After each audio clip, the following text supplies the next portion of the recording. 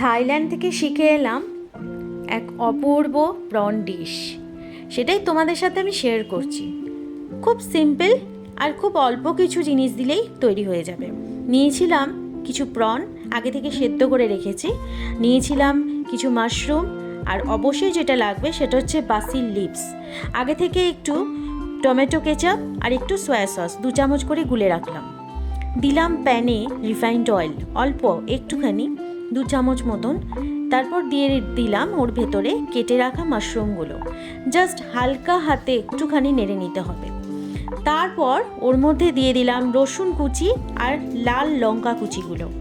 অবশ্যই লাল লঙ্কা কুচি দিতে হবে, তাতে দেখতে একেবারেই থাই ডিশের মতো লাগবে।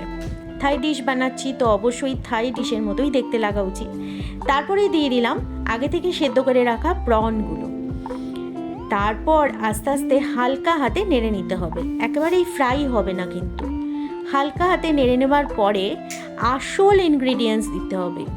আমাদের থাই ডিশের আসল ইনগ্রিডিয়েন্টস হচ্ছে বাসিল লিভস, যেটা আগে থেকে আমার পরিষ্কার করে একটা বাটিতে ধুয়ে রেখে দিয়েছিলাম।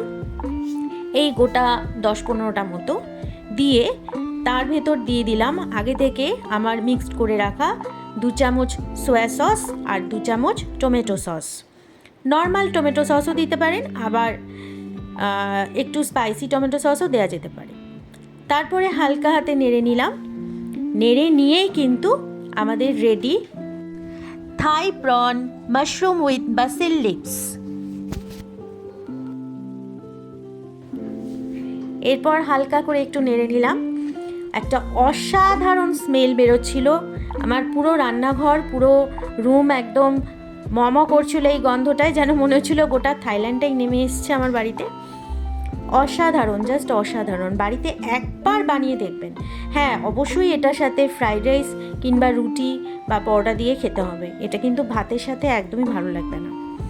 তারপরেই আমি এটা সুন্দর করে বাটিতে নামিয়ে নিলাম। ব্যাস রেডি আমার Thai dish, Thai prawn basil with mushroom. একবার বাড়িতে বানিয়ে দেখো, অসাধারণ লাগবে।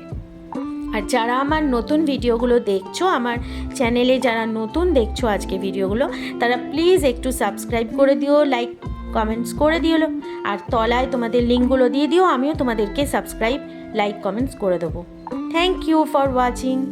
সবাই ভালো থেকো। তবে আজকের মতন আসি, টাটা।